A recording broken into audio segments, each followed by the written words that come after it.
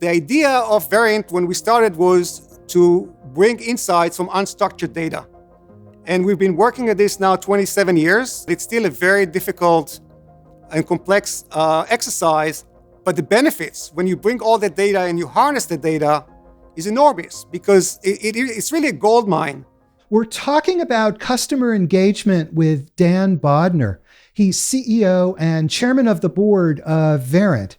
Dan, tell us about Verint and tell us about your role as well. Verint is headquartered in Melville, New York. It's powered by more than 4,000 dedicated professionals who are focusing on customer engagement. The company started in 1994 and we went public in 2002. So we are on the NASDAQ exchange with close to $900 million of revenue.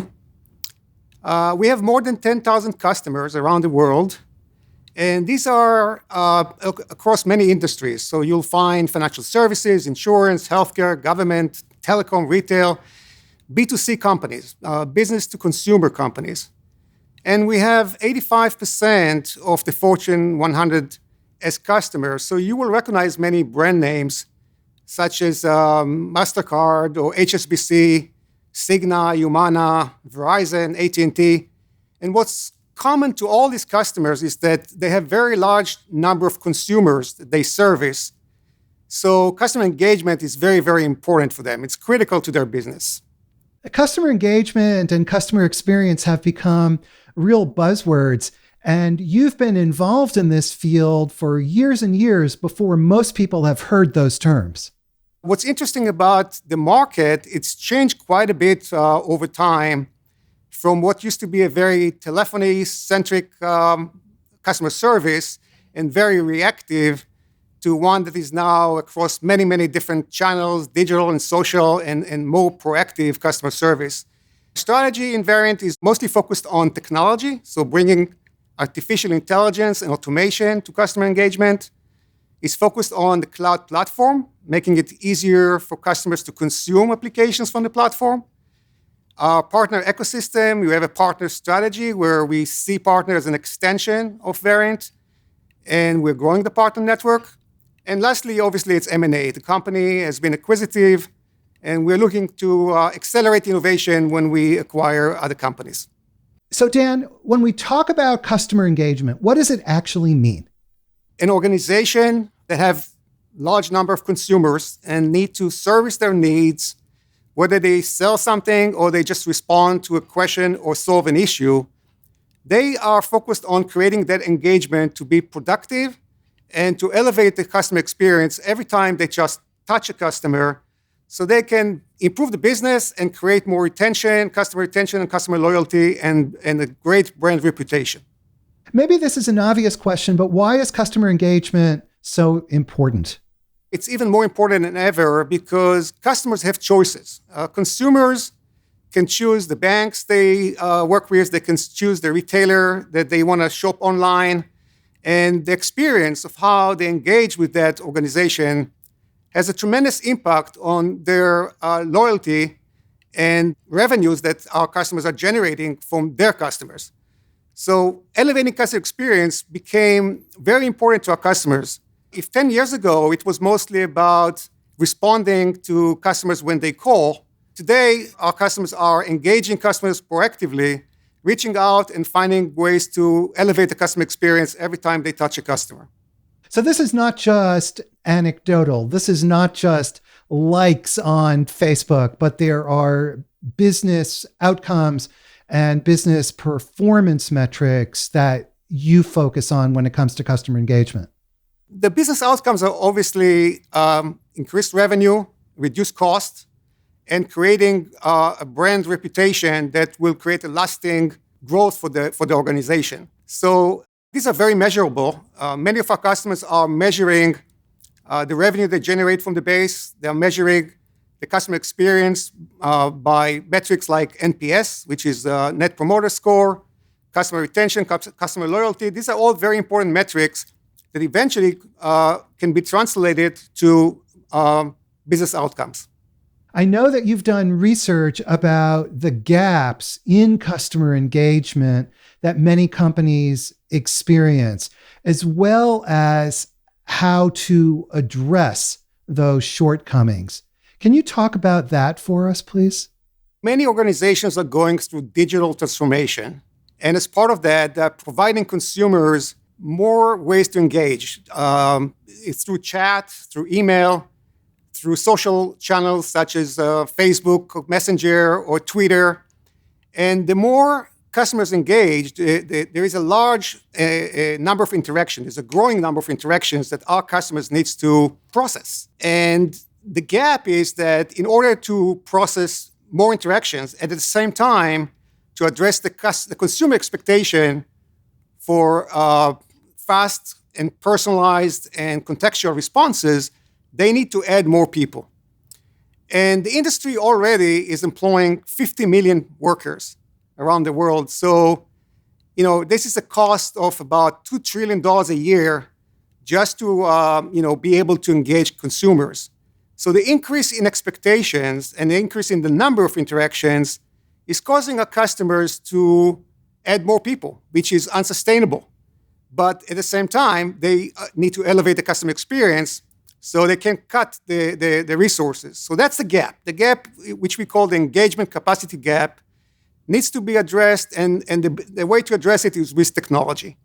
So with AI, artificial intelligence, and automation, many of these interactions are now self-service, so they are answered by a bot instead of a person.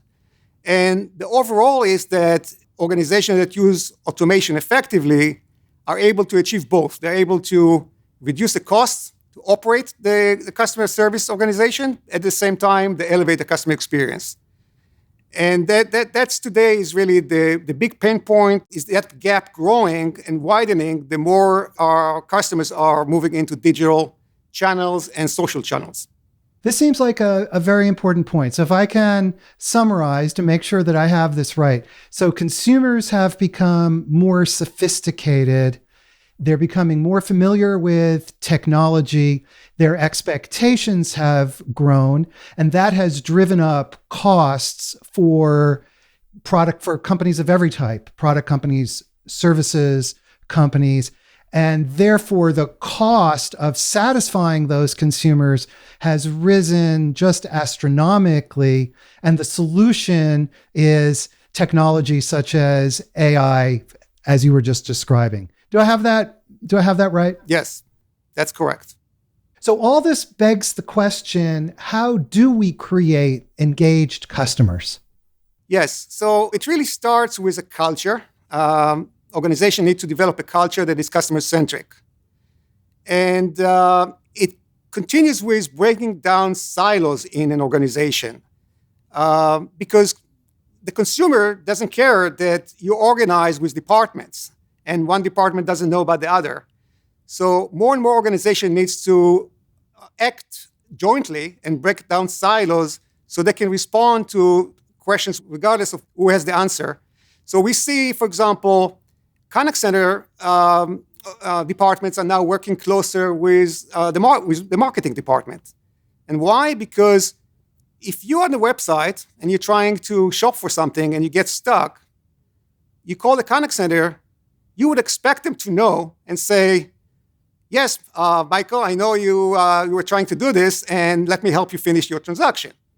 Obviously, it doesn't happen everywhere yet, and many contact center agents are just not able to understand your entire journey. So for organizations to fully engage customers, they really need to be able to track the customer journey and be able to respond to that journey in a very effective manner. Dan, you've mentioned customer experience several times. How does customer experience fit into the context of customer engagement? Every customer engagement is a set of activities that need to result in a very elevated customer experience. But the engagement is done by different departments at different times, because let's take an example when you have a claim insurance. You may call the agent and report that, I've been in a car accident. They'll take the details and somebody else will get back to you. That person is no longer a contact center agent. Now you're getting a call back from the back office. Someone is doing the claim processing and they have further questions, right? So to create that connectivity, so you will be able to contact the organization, and every touch point that you have will be continuous, and the journey that you have as a customer will be uninterrupted because there are different departments in the organization. What are some of the challenges in creating this type of seamless customer experience that demands moving across silos and going across different channels, whether it's email, chat, web, and so forth? Our customers need to solve a number of issues to really be good at customer engagement. One is they need to bring the data together from all these silos. Regardless where the interaction with the consumer occurred, all that data needs to be captured and analyzed so they can learn from each and every interaction to improve the overall organization. Once they have that knowledge, they have the data, they have the AI and analytics that comes from that data, they unlock the value in all these interactions. And some of this interaction could be surveys where they directly ask the customers for feedback. Some will be just conversations on the phone or chat where there's indirect feedback that they can learn from how to improve the customer engagement. So very important is to be able to harness that data and unlock the value in the data. Now, all that insights that comes from the data needs now to be delivered to every employee, everyone on the workforce that has a customer touch point. And these employees could be in the contact center, in the back office, in the branch, and also in digital and e-commerce marketing with online experiences. So once you connect all the employees with the right insights, you can start to create that elevated customer experience that is the goal. A core part of this is the data. What are the challenges that companies face when trying to collect and aggregate the kind of data that they need in order to create these digital experiences in the right way? The data is mostly unstructured. It could be voice, it could be unstructured text, it could be video. And the interaction could be on many, many different channels. You could be talking to a customer over Zoom, and that will be a video conference call, and you need to capture that. You can be obviously on the phone, you can be on social media, and there will be different channels, right? So there's a lot of different channel providers, and each one is creating data, but it's unstructured data. It's difficult to capture it in real time and bring it together and unify it to a database where you can start to apply AI and analytics and get insights. And that's a challenge that all our customers are obviously focused on, but it's not that easy because it's not just the data sits in a lot of different places in the organization, but it's also locked down in many different systems that have been deployed in the organization by different vendors. And that's not an easy way just to bring data like structured data that sits in a database. That's the technology that we actually innovated when we started the company in 1994.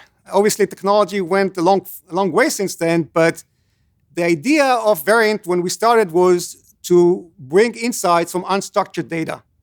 And we've been working at this now 27 years, and it's become much easier, but it's still a very difficult and complex exercise. But the benefits, when you bring all that data and you harness the data, is enormous because it's really a gold mine. So what kind of system or platform needs to be in place in order to collect this data? This is easier to do in the cloud. So you need a cloud platform that has a lot of connectors or adapters to a lot of different systems. And that's something that Verint has developed over many years to be able to capture the data in real time.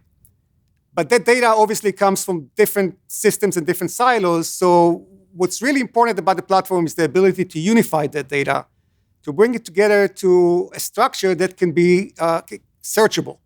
And then once you have that unification, you can start to apply AI to the data, machine learning, which basically improve your ability to, for example, understand intent. Intent recognition, which is one of the AI technologies, is about really understand not just the words that the person speaks or writes, but also, what is the underlying purpose? What is the intent of the discussion? And being able to get intent from analyzing the data provides the ability to create bots, not just to service the customers, but to also service employees. And obviously, that's a core part of what you're building. You need to bring all this technology to our customers in a way that people can use it.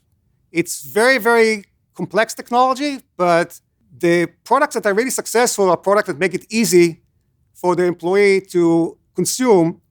Because think about, a customer service employee. They have a lot of pressure. They have a customer at the other end of the phone call or chat or email, and they need to respond. And they need to do all that in real time, and they can't take their time because they're being also measured on what's the length of the interaction. So bringing all that technology together in a cloud platform and making the UI, the user interface, simple enough that regular people can actually harness that insights is really the secret sauce of, making our customers successful. What are some of the challenges that organizations face as they try to create a better experience for their employees? There's a big shift in expectations and also with the hybrid workforce. So for example, good old contact center, when an agent is stuck because they have a customer on the other end and they can't resolve, they would just raise their hand and the supervisor will reach out and help them. That doesn't work when they work from home. They need different type of technology now to have the assistants at home and be able to perform the job in the way that they feel like they satisfy the customer on the other end. So there are many, many things that are changing. I'll give you a different example. I spoke about social channels before. One of the things that is very, very impactful to the workforce is the nature of the social channel is that it's not a synchronous interaction anymore. On the phone, you call, you have a 2-minute conversation, and it ends. When you are on a social channel, when you are on Facebook Messenger and you send a message, the agent may respond to you right away, but you don't have to respond right away to that. This is asynchronous communications. So you may respond 2 hours later and maybe send a picture of something together with your response. 2 hours later, I'm not working anymore. I completed my shift. Now there is another employee that needs to take that over and continue from the same place. So that's also creating a lot of changes in terms of how do you schedule employees, how do you focus the work, how many type of interactions you expect in a day. And if you expect, let's say, 100,000 interactions today, and you expect 20% of those interactions to be in Spanish, you need 20% of the workforce available that speaks Spanish. So now think about, how digital is changing everything, because you need to forecast how many phone calls, how many chats, how many Facebook and WhatsApp messages, how many employees I have that can respond to all these things. It's not synchronous anymore. There's a lot of changes that change the work for employees, and organization needs to address that with technology. Dan, as we finish up, how can business leaders leverage customer engagement to improve business outcomes? Today, boards and senior management is very aware of the connection between good customer experience and strong growth and business outcomes. And I can say that 10 years ago, when I tried to get a meeting with the CEO of one of our customers, they were not so interested. Customer service was more of a contact center problem, and they were very happy that the call center is doing their job, and we're not very focused on the customer experience.